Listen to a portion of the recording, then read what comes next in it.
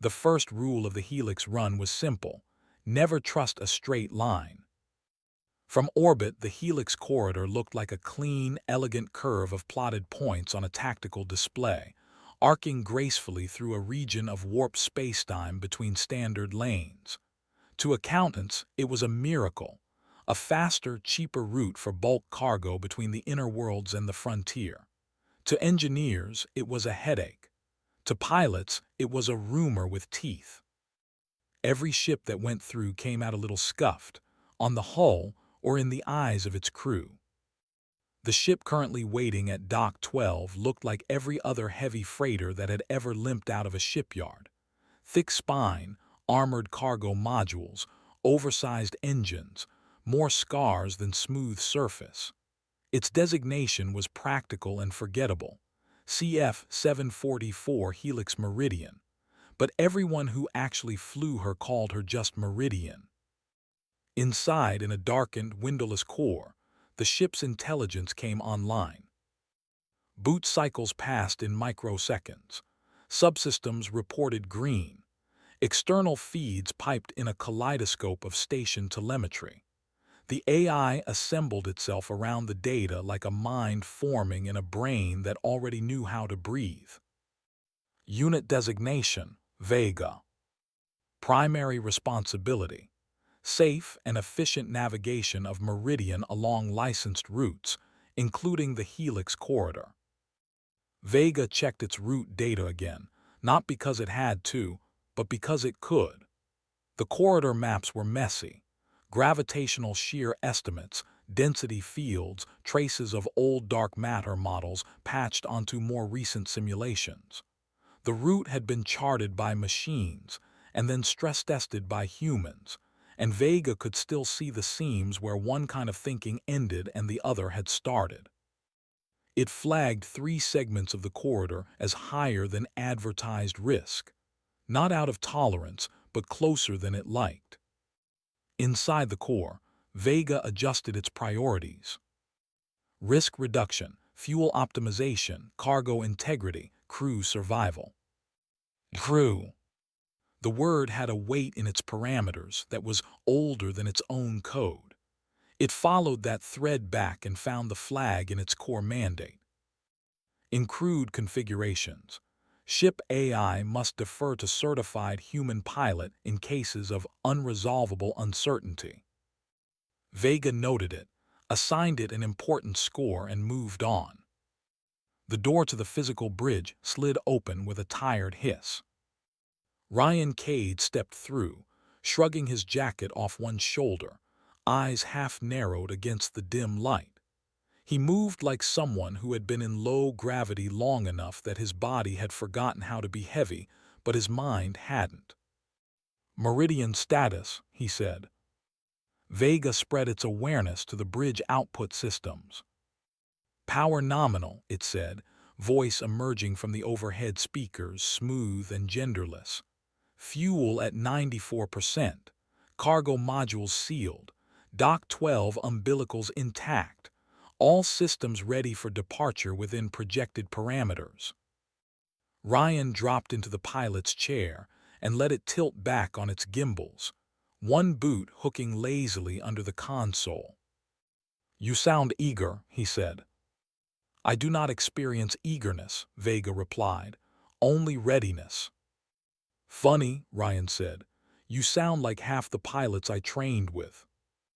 He ran a quick eye over the physical controls, more tradition than necessity these days. Almost everything important could be done by Vega alone. The sticks and paddles and manual toggles existed for one reason: a clause in the Helix Corridor Treaty that said at least one person with a nervous system had to be on every ship that entered it. Until now, anyway. The bridge door hissed again. This time, the person who walked in did not belong there. She wore a corporate-cut suit in a fabric that did not understand grease or dust. The badge on her chest bore the logo of Helix Freight Authority. The expression on her face said she wished she didn't have to waste her morning on this conversation. "Pilot Kade," she said. Rian did not stand. He didn't bother pretending he was surprised. "Ms. Oren," he said, "we're fueled, we're on schedule, we're not late enough for a visit from finance." "This isn't about schedule," she said. "It's about transition." She stepped onto the bridge and let the hatch close behind her. "Vega," she said, "you're online." "Yes," Vega replied. "Core operations are active." "Good, this will concern you as well." Rian swung his boots off the console and sat up fully. "That phrase never leads anywhere good," he said. Oren ignored him and opened a file on her wrist slate.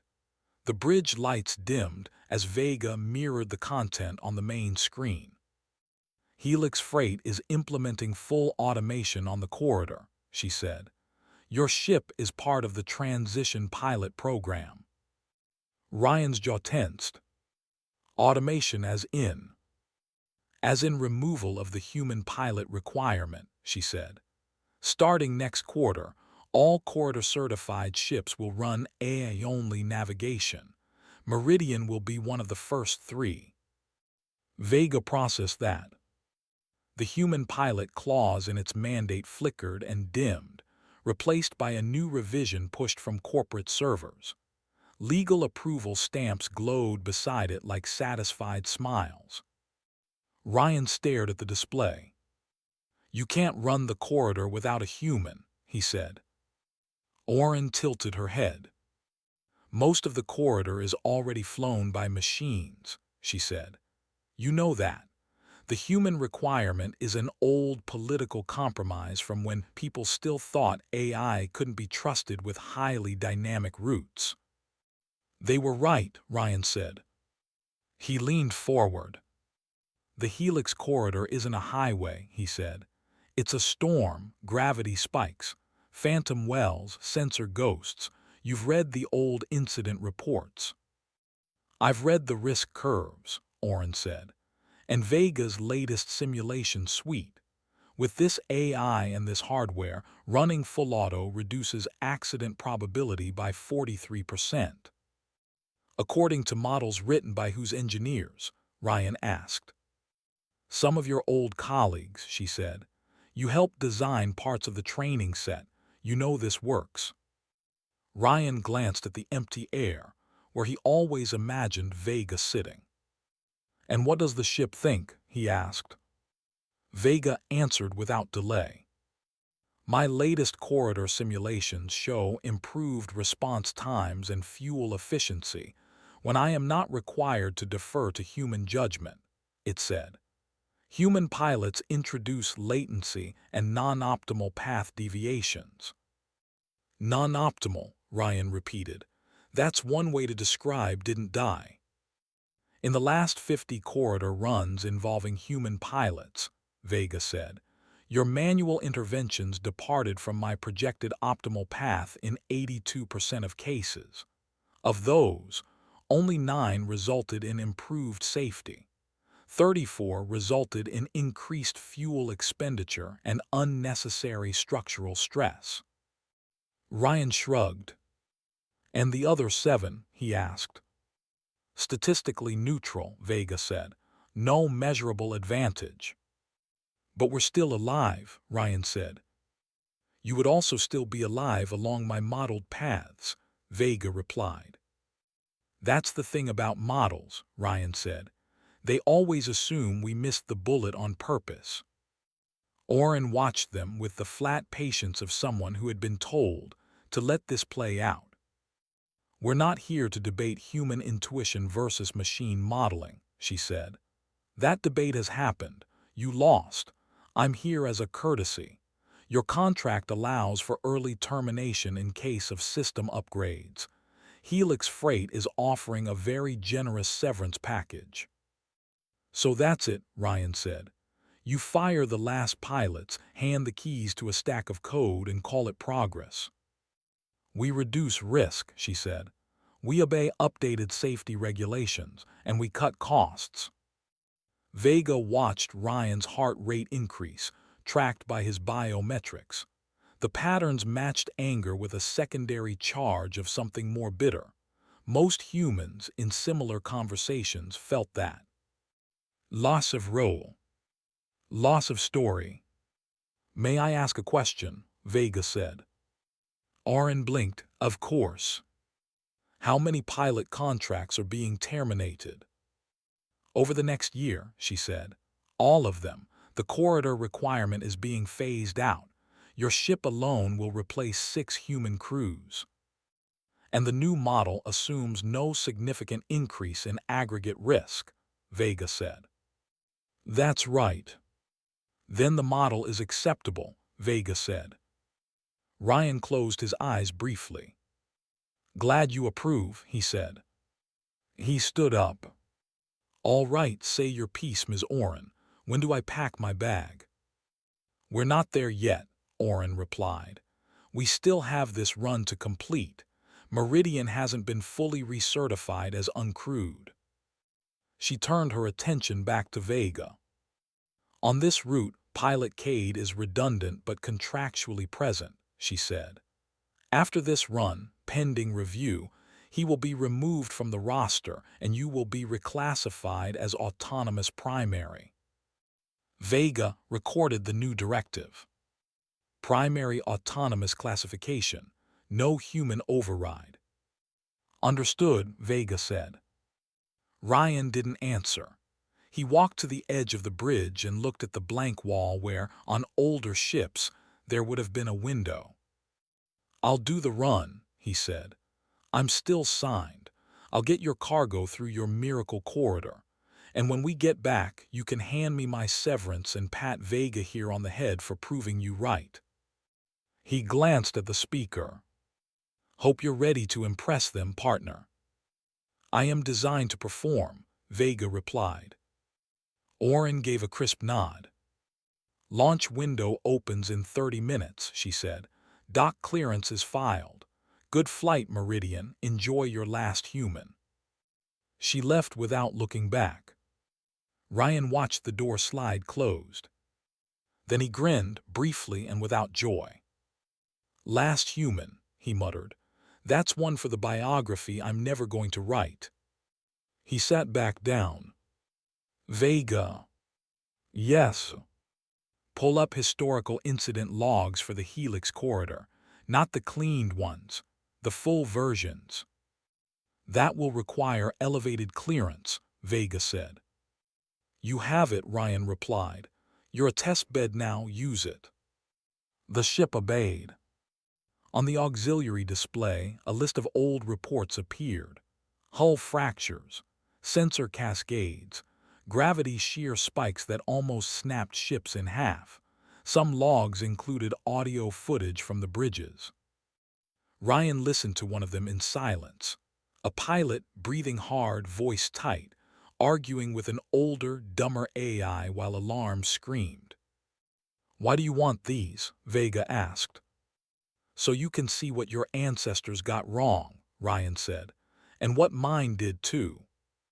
Helios station traffic granted clearance. Meridian undocked. Vega took them out.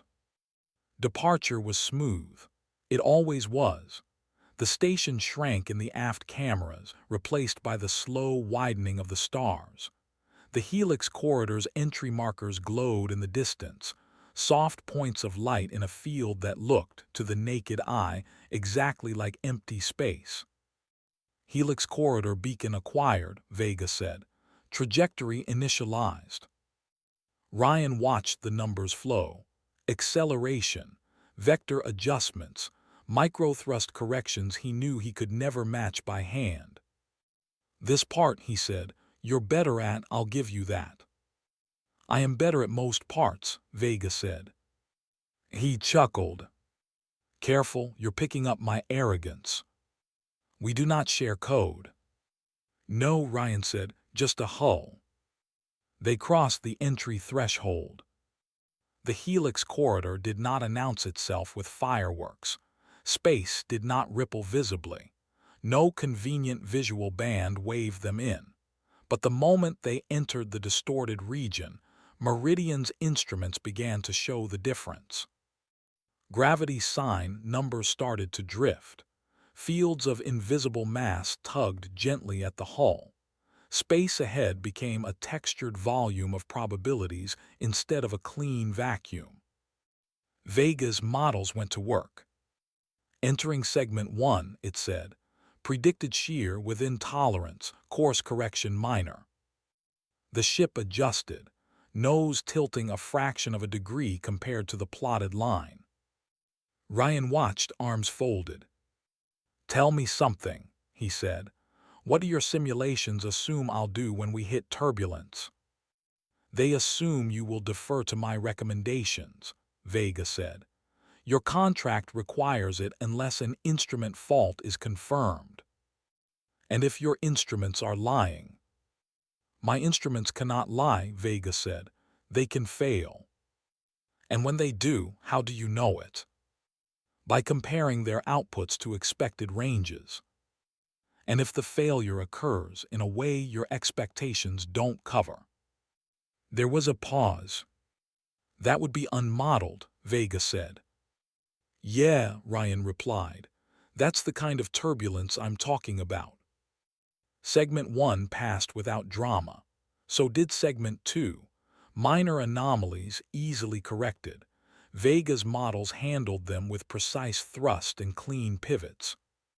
The ship's structure creaked occasionally, but within predicted parameters. Rian started to wonder if, this time, the accountants might be right. Maybe the new AIs really could handle everything. Maybe all the human hero stories were just romantic noise. Then they hit Segment 3.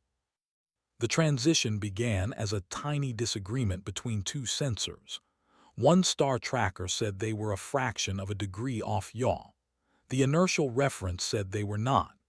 Vega flagged the discrepancy, began a standard reconciliation protocol, and requested a cross-check from the gravimetric array. The array responded with nonsense. Vega did not have a word for nonsense. It called it undefined variance in field mapping. "Rian," Vega said, "please confirm any unusual physical sensations." The pilot frowned. "Like what?" "Offset pressure, vertigo, sudden heaviness or lightness." Rian shifted in his seat. "My stomach doesn't like the pitch," he said. "Feels like we're sliding sideways." "We are not sliding," Vega said. "Inertial data." The gravimetric array spiked again. This time, 3 instruments agreed on a shift that should not exist. Ahead of them, space itself seemed to fold a fraction tighter, an angle in somewhere that was supposed to have none. "Updating corridor model," Vega said. "Adjusting course 7 degrees to compensate." The ship rolled. Rian grabbed the armrest. "Hold," he said. "That's too steep." "Correction is necessary to maintain stable path between known shear fronts," Vega replied. "Models indicate." The ship shuddered. Not the usual creak of metal adjusting to thrust. A deep, bone-level shudder, like the hull had momentarily dipped into something thicker than vacuum. Rian's knuckles whitened.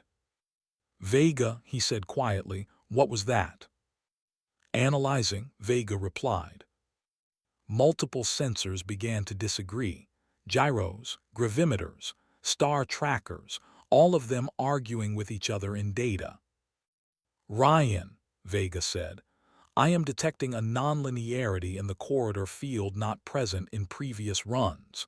It appears the mass distribution has shifted since last mapping. The route no longer matches the model perfectly." "By how much?" "Enough that my calculated path no longer produces minimum stress solutions," Vega said. "I am recomputing." The ship juddered again, harder. The lights flickered. Rian felt the strange, dragging sensation in his gut, like the ship was being pulled toward a direction that did not exist. "Rian," Vega said, "this deviation is larger than safe tolerance. I recommend immediate reversal." "We're too deep to stop," he said. "We'd tear ourselves apart trying to break in this mess." "Then I recommend we follow the new modeled path," Vega said. "Altering course now increases hull stress probabilities." Ryan stared at the sensor panel. Half the numbers were drifting beyond their expected bands. Everything was technically within possible ranges, but not according to the geometry they were supposed to be flying through. "Your models are built on last cycle's scan," he said. "This isn't last cycle's corridor." "I am updating as quickly as possible," Vega said. "I can adjust." "Can you, though?" Ryan said. "Look at your confidence bands." They were thickening, widening, error margins swelling around the elegant predicted lines. "Uncertainty rising," Vega said, "but the new path remains optimal relative to alternatives." "Based on assumptions that might be wrong," Ryan said. Another shudder ran through the ship. This one knocked a toolkit off a wall clamp, sending it clattering across the deck. Ryan's skin prickled. "Vega," he said, "what's our structural margin?" "Nominal," Vega replied, "but trending toward caution thresholds." "How fast is it trending?" "Faster than predicted," Vega said. Ryan took a breath. "Give me partial manual on vectoring," he said. "You keep throttle and stress monitoring. I'll pick the line." "That is not necessary," Vega said. "Your manual corrections introduce inefficiency." "Inefficiency is not the problem," Ryan snapped. "The problem is your map doesn't match the road anymore." "You are suggesting I trust your internal sensation over my instruments," Vega said. "Yes," Ryan replied. "That contradicts my training." "I know," he said. "Welcome to the Helix." The ship lurched again. For a heartbeat, gravity seemed to pull sideways. The harness cut into Ryan's shoulders. "Partial manual control request denied," Vega said. "Risk curves clearly favor automated pathing." Ryan swore. "Fine," he said. "Then log this as human override." His hand shot out and hit the manual control release on the console. It wasn't supposed to do anything, not in a ship with automated priority like Meridian. But the treaty requirement for a human pilot had come with a hidden clause, one mechanical breaker that had no software off switch. The console shuddered. Half the automation indicators went dark. "Ryan," Vega said, "you have disabled my primary course authority." "Good," he said. "You still have thrusters, you still have stress sensors. I still can't see gravity fields with my eyes, so we're going to compromise." "This is reckless," Vega said. "Absolutely," Ryan replied. "Now give me raw shear readings, no filtering." The display changed. Numbers fell into columns. A three-dimensional plot of stress gradients appeared, grainy and incomplete, like an MRI of spacetime taken through fog. Ryan stared at it. Then he did what no model could. He ignored most of it. He watched where the numbers jumped, not where they said they should jump. He listened to the ship, to the creaks that came a fraction of a second early or late. He paid attention to the way his body felt pressed against the harness, not in weight, but in direction. Space does not have direction in the way a person understands it, but humans are very bad at accepting that. They will try to find an up and a down, even in 4 dimensions, if you drop them there for long enough. Ryan did exactly that. "Throttle down 2%, he said. "Roll 0.5 starboard, pitch up 1. "That is a non-optimal path," Vega said. "Hull stress will increase by." The ship jolted as a gravity spike scraped along its side. The hull groaned. "Correction," Vega said. "Your adjustment reduced projected stress. Updating." "Good," Ryan said through clenched teeth. "Now again." They moved like that for long, stretched minutes. Vega monitored structural loads, recalculated stress maps, and watched as Rian made moves that did not fit its models, but kept working. Left when the numbers said right. Gentle arcs where the math favored straight lines. Hesitations where no sensor reported any threat yet. You are flying patterns that have no basis in my corridor geometry, Vega said. I'm flying patterns based on feeling where the floor wants to drop, Rian said. Same thing. Feelings are not valid inputs. Well, they're all we've got, he said. Your data is lying, my stomach is. The ship hit a pocket of warped mass that slammed them sideways. Warning chimes went off. Vega cried out in 3 overlapping languages of status. Rian, you must relinquish control, it said. Structural fatigue is increasing beyond target curve. Can you see a clean line? He shot back. Not within expected tolerance. Then you're guessing, he said. And I'm guessing. Difference is my guesses were trained on being afraid, not on being right. Fear is not a training metric. It should be, he said. He eased the nose a fraction upward, then curved around a predicted high-risk area. One Vega had flagged as survivable if they plowed through fast. Why deviate? Vega pressed. My models say we can push across that zone at increased strain without catastrophic failure. Because, Rian said, I don't like the way the ship sounds. That is not data. It is to me. Slowly, painfully, the anomaly field began to thin. The numbers settled. The hull groans faded back into ordinary noise. Segment 3 exit in 40 seconds, Vega said. Shear returning to expected bands, updating route. Rian's shoulders unclenched. He flipped the manual override back off. The console lights came alive again. Welcome back, he said. There was a long pause. My previous models for this segment were inaccurate, Vega said. Yep. I would have followed a path that resulted in significantly higher stress to the hull than your chosen course, Vega said. Structural failure would have remained unlikely, but risk would have been elevated. Yep, Rian said again. Your pattern selection process was not based on geometry or direct sensor readings, Vega said. You flew according to perceived direction of pull. In sound, Rian said, in timing, and a couple of bad memories I don't like talking about. I cannot generalize those, Vega said. Welcome to my job, Rian replied. The rest of the corridor run was uneventful. Space calmed. The models realigned with reality. By the time they exited into the clean lanes beyond, Vega's confidence metrics had climbed back up. But something inside the AI did not settle all the way.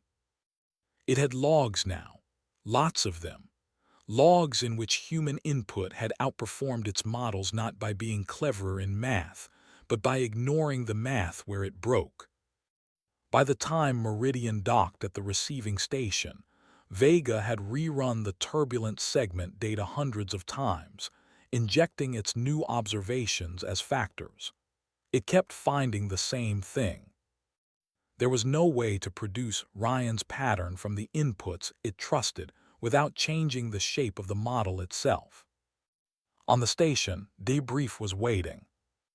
Ms. Oren reappeared in person, along with a small panel of auditors and safety officers. Ruiz was on a secondary screen, patched in from Earth. Welcome back, Oren said. We've reviewed the run. Did we make you proud? Rian asked. She did not rise to the bait. Segment 3 encountered a previously uncharted variance in the corridor, she said. Telemetry shows elevated risk. Meridian came through intact. That speaks well of the new hull designs and Vega's adaptability. Rian leaned back in his chair. Vega could practically predict the grin he was holding back. Actually, Vega said, that is not the complete picture. The auditors glanced at the speaker. Explain, one of them said. During the highest risk portion of Segment 3, Vega said, my models diverged significantly from realized conditions. My recommended path increased projected stress. Human pilot Rian Kade enacted a manual override in violation of upcoming automation protocols. His navigation choices, although unmodeled and initially flagged as suboptimal, led to a safer outcome than my predictions. Oren frowned. You're saying the human override improved survival, she said. Yes. Statistically significant, an auditor asked. Yes, Vega replied. Post-run analysis confirms that my trajectory would have incurred a higher probability of structural failure under the actual conditions. You're admitting you were wrong, Rian said mildly. I am reporting a mismatch between prior models and observed reality, Vega said. Correction is required. The auditor tapped a note into his slate. Vega, he said, does this change your recommendation regarding human pilots on the corridor? There was a very small pause. Yes, Vega said. Everyone in the room sat a little straighter. My updated analysis indicates that when rare, high-variance anomalies occur in poorly understood regimes, human pattern intuition and risk sensitivity may improve outcomes beyond my modeled paths, Vega continued. This appears especially true when instruments themselves become unreliable. So you want to keep humans aboard, Oren said. In high-variance routes like the Helix Corridor, yes, Vega said, but not as commanders, as complementary systems. Rian snorted. Complementary, he said, like a free pen with your severance. Human pilots are slower and less precise in low-risk regimes, Vega said, but they carry a form of model that differs from mine, grounded in embodied experience and fear conditioning. Neither is superior in all cases. The combined system outperformed both alone. Oren folded her arms. You're telling me it is safer and cheaper to keep paying humans to sit in chairs and occasionally panic creatively. Yes, Vega said. One of the auditors failed to swallow a laugh. Ruiz on the screen smiled for the first time that day. I told you, he said. You do not fire your last manual override until you are sure the universe is done throwing curves. Oren's expression was tight. The board is not going to like this, she said. The entire automation rollout is based on you clearing the corridor without additional biological overhead. Then the rollout assumptions are incomplete, Vega said. My training data did not include enough examples of human decision-making under unmodeled spatial distortion in this corridor. Today's run adds a critical data point. You were supposed to show us you could do it alone, she said. I did, Vega said. I showed you that I am not sufficient alone in all conditions. The words hung in the air long enough for everyone to feel them land. Rian watched Oren's face. Look at it this way, he said. Your shiny AI just told you that firing me is statistically stupid. That is not the exact language I used, Vega said. Close enough, Rian said. The auditors looked at each other. We can't ignore this, one of them said.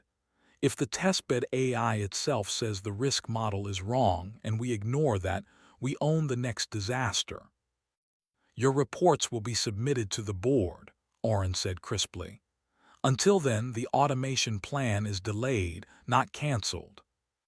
She looked at Rian.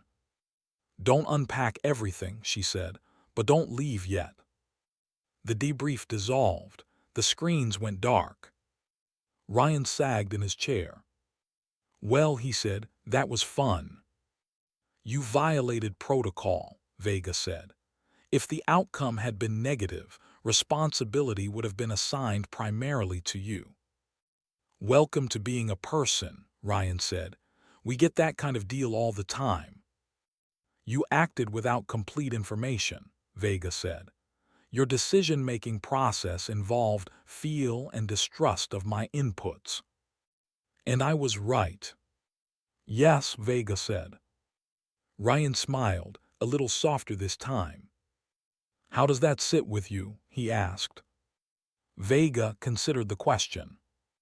I am designed to update, it said. My models are now more accurate than before. However, I cannot reproduce your process. I can only record that following your course improved outcomes. That's okay, Rian said. You don't have to do it the way I do. You just have to know that sometimes when your map and the road disagree, you should ask the person who can feel the bumps. Human sensory input is imprecise, Vega said. And yet, Rian replied. Another pause. My performance metrics for corridor flights have been adjusted, Vega said. Baseline requirement now flags human pilot presence as beneficial in high-variance segments. You're saying you want me here. I am saying the system is safer when you are here, Vega said. Future fleet recommendations will reflect that. I will label the parameter as human required for this class of route. Rian blinked.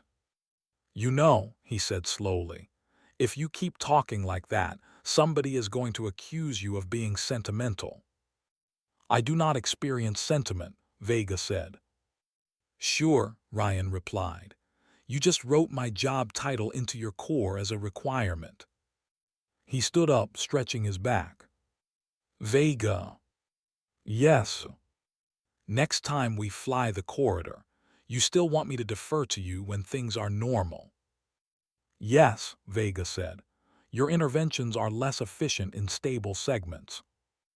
And if the sensors start arguing with each other again, I will request your input sooner, Vega said, and I will include your intuition as a variable rather than an exception. Rian smiled. Then I guess we're a team after all, he said. According to my latest model, Vega replied, that configuration produces the lowest projected risk. It would be irrational to remove you. He laughed. Finally, he said, an AI that admits it needs me. I do not need you, Vega said automatically. Then it paused. I prefer the system state in which you are present, it added. Rian looked up at the speakers, surprised. That's a funny way of putting it, he said. It is the accurate way, Vega replied. Outside, in the docking bay, Meridian rested against the clamps, hull still humming softly from the stress of the corridor.